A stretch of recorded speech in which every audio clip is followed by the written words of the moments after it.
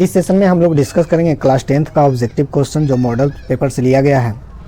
तो शुरू करते हैं। क्वेश्चन नंबर 1, बिंदु -3 + 5 किस चतुर्थांश में स्थित है? तो कोऑर्डिनेट्स में किसी भी बिंदु को x, y के रूप में लिखा जाता है।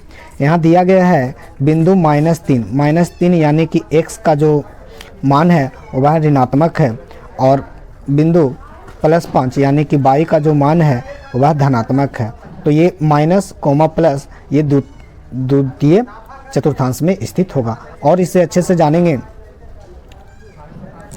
चतुर्थांश किसी समतल को 4 भागों में विभाजित करता है, जो इसे x, ऊपर y, x डैश और नीचे y डैश से डिनोट करते हैं हम। x अक्ष और y अक्ष जिस लंबवत बिंदु पर मिलती है उसे मूल बिंदु या ऑरिजिन कहते हैं। ऑरिजिन से दाएं यानी कि राइट साइड x की दूरी धनात्मक होती है, प्लस ऑरिजिन से बाएं यानी लेफ्ट साइड की दूरी ऋणात्मक होती है, माइनस ऑरिजिन से ऊपर की दूरी धनात्मक होती है और ऑरिजिन से नीचे की दूरी ऋणात्मक होती है। इसी प्रकार ये प्रथम चतुर्थांश है, द्वितीय, तृतीय और ये चतुर्थ चतुर्थांश है। प्रथम चतुर्थांश में x का मान पॉजिटिव है और y का मान भी पॉजिटिव होता है। द्वितीय चतुर्थांश में x का मान निगेटिव है और y का मान पॉजिटिव है। तृतीय चतुर्थांश में x निगेटिव और y भी निगेटिव होता है। चतुर्थ चतुर्थांश में हम देख रहे हैं कि x जो है हमारा पॉजिटिव है और y निगेटिव। तो इस प्रकार से और भी क्वेश्चंस अगर इस प्रकार पैटर्न में दिया रहे कि कोई बिंदु दे दिया रहे, जैसे मान लेते हैं एक क्वेश्चन 5 और 3, बिंदु 5, 3 किस चतुर्थांश में स्थित है? तो हम देख रहे हैं कि x भी पॉजिटिव है और कुछ नहीं दिया हुआ है, तो क्या है, y भी पॉजिटिव है। तो यह प्रथम चतुर्थांश में स्थित होगा क्योंकि दोनों पॉजिटिव है। चलते हैं नेक्स्ट क्वेश्चन की ओर। क्वेश्चन नंबर 2, निम्नलिखित में से कौन परिमेय संख्या? तो परिमेय संख्या किसे कहते हैं? वे संख्याएं जो p/q के रूप में रहता हो, जहां p और q एक पूर्ण संख्या हो और q बराबर नॉट 0 होना चाहिए। तो यहाँ पे हम लोग देख रहे हैं कि √3 है, तो √3 एक अपरिमेय संख्या, क्योंकि कोई किसी भी अभाज्य संख्या को रूट के अंदर रखा जाए यानी वर्ग के अंदर रखा जाए तो वह अपरिमेय संख्या होता है। तो ये भी अपरिमेय संख्या है। यहाँ पे हम लोग देख रहे हैं ऑप्शन नंबर सी में 2√3/3, तो इसे 3 से 3 कैंसिल करेंगे तो बचेगा 2, और 2 क्या है, एक परिमेय संख्या है, क्योंकि इसे p/q के रूप में 2/1 के रूप में लिख सकते हैं और इसे अनुपातिक रूप में भी, पूर्ण अनुपातिक रूप 2:1 में भी लिख सकते हैं। तो यदि किसी वास्तविक संख्या को 2 पूर्ण संख्याओं के अनुपात में व्यक्त करते हैं तो उसे परिमेय संख्या कहते हैं। तो ये आपका ऑप्शन नंबर सी आंसर होगा। चलिए नेक्स्ट क्वेश्चन की ओर चलते हैं। क्वेश्चन नंबर 3, एक द्विघात समीकरण का घात होगा। तो द्विघात समीकरण का मानक रूप है ax² + bx और +c = 0। द्विघात समीकरण का ये मानक रूप है। तो इसमें x का घात कितना है, मैक्सिमम 2 है, तो इसका कितना होगा, 2, ऑप्शन ए। चलिए नेक्स्ट क्वेश्चन पे चलते हैं। Question number 4, sin² 45 degree + cos² 45 degree का मान होता है। ऐसे क्वेश्चन में हम 45 डिग्री बराबर मान लेते हैं थीटा, तो इस फॉर्म में इसको लिख सकते हैं sin² + cos² बराबर क्या होता है, 1 होता है। त्रिकोणमिति सर्वसमीकायन से हम लोग जानते हैं कि sin² + cos² का मान क्या होता है, 1। यहाँ पे हम लोग थीटा के जगह पर 45 डिग्री भी रख देंगे, तो sin² 45 डिग्री + cos² 45 डिग्री का मान क्या हो जाएगा, 1।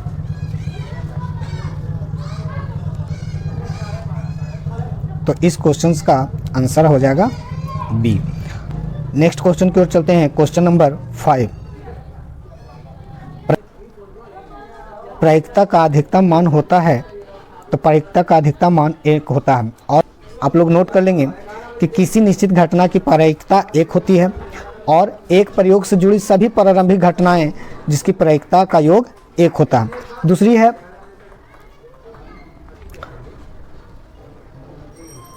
अनिश्चित यानी कि असंभावित घटनाओं की प्रायिकता 0 होती है।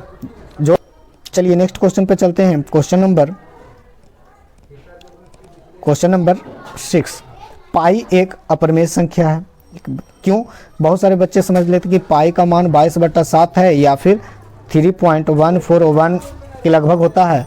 तो ये पाई का लगभग मान हम लोग लेते हैं, पाई का एग्जैक्ट मान नहीं है, ये आगे की ओर चलते चल जाता है। तो पाई एक अपरिमेय संख्या है, ये सब इसके लगभग वैल्यू होते हैं। नेक्स्ट क्वेश्चन की ओर चलते हैं। क्वेश्चन नंबर 7, बहुपद x square plus 2x plus 1 का एक शून्यक होगा।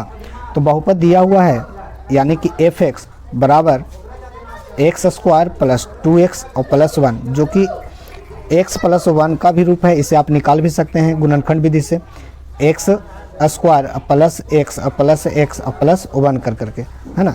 तो x कॉमन आ जाएगा, x plus 1 plus 1 x plus 1। तो यहाँ से ये देखिए x plus 1 into x plus 1 क्या हो जाएगा, x प्लस 1 का होल स्क्वायर। बहुपद एफ एक्स के शून्यक समीकरण एफ एक्स बराबर होता है 0, यानी कि x प्लस 1 का जो स्क्वायर होगा वह 0 के बराबर होगा। यहाँ से हम अगर सॉल्व करेंगे इसको तो x प्लस 1 बराबर 0, यानी कि x बराबर -1। ये तो हमारा मान निकल आया। लेकिन प्यारे बच्चे, ऑब्जेक्टिव क्वेश्चन में आपको यही ऑप्शन से ही देख लेना है कि कौन सा मान x के जगह पर पुट किया जाए, किस मान को हम x के जगह पर पुट करें कि जो वैल्यू दिया गया है, बहुपद दिया गया है x square plus 2x plus 1, इसका मान क्या हो जाए, 0 हो जाए। तो 2 अगर रखेंगे तो 2 दूनी 4 अब प्लस 4 अब प्लस 1, क्या ये पॉजिटिव है तो 0 होगा नहीं, तो 2 नहीं होगा। -1 रख करके देखते हैं, रखेंगे तो -1 का स्क्वायर 1 होगा और प्लस 2x, तो x के जगह पर -1 है तो यहाँ पे क्या हो जाएगा -2 और यहाँ पे प्लस, तो 1 + 1 2 और -2, ये इसका मान क्या हो जाएगा, तो ये आपका आंसर हो जाएगा। कि अगर ऑप्शंस दिया हुआ रहे, चलते हैं शुरू करते हैं क्वेश्चन नंबर 8। एक वृत्त पर कितनी स्पर्श रेखाएं खींची जा सकती है।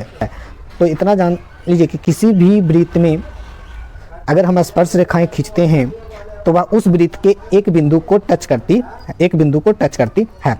और वृत्त है कि अनंत बिंदुओं का समूह है जो एक नियत बिंदु से अचर दूरी पर होती है। वृत्त बिंदुओं का समूह है, यानी कि अनंत बिंदु इसके अंदर है, तो अनंत स्पर्श रेखाएं खींची जा सकती है। लेकिन अगर क्वेश्चन है कि स्पर्श रेखा को वृत्त में कितने बिंदुओं को प्रतिच्छेद करती है, तो केवल एक बिंदु को ही प्रतिच्छेद करती है।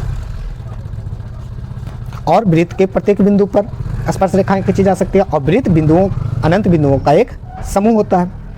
तो इसलिए आपका आंसर क्या होना चाहिए, ऑप्शन सी। चलिए नेक्स्ट क्वेश्चन की ओर। 9, आंकड़ा 24, 15, 22, 13, 9, 10 तथा 30 का परिसर होगा। परिसर ऊपरी वर्ग सीमा और निम्न वर्ग सीमा के अंतर को कहते हैं। तो इसमें इसको सबसे पहले कि अरेंज कर लेते हैं। तो सबसे निम्न सीमा इसका कौन सा है, 9, और उच्च सीमा इसमें कौन सा है, 30। या इसे हम छोटे से बड़ी क्रम में सजा लें तो 9, 13, 15, 22, 24, 30। तो उच्च सीमा और निम्न सीमा के अंतर को, डिफरेंस को परिसर कहते हैं, रेंज कहते हैं। तो 30 और -9 बराबर 21, आपका आंसर कौन सा हो जाएगा, option number B. Next question की ओर चलते हैं। क्वेश्चन नंबर 10, साइन 90 - थीटा बराबर होता है। तो साइन 90 - थीटा कॉस थीटा के बराबर होता है। और भी है कि पूरक कोणों का त्रिकोणमितीय अनुपात से हमें पता है कि साइन 90 - थीटा कॉस थीटा होता है और कॉस 90 - थीटा साइन थीटा होता है। इसी प्रकार tan 90 - थीटा कॉट थीटा होता है और कॉट 90 - थीटा, तो ये होता है tan थीटा के बराबर। सेक 90 - थीटा होता है कॉसेक थीटा और कॉसेक 90 - थीटा सेक थीटा।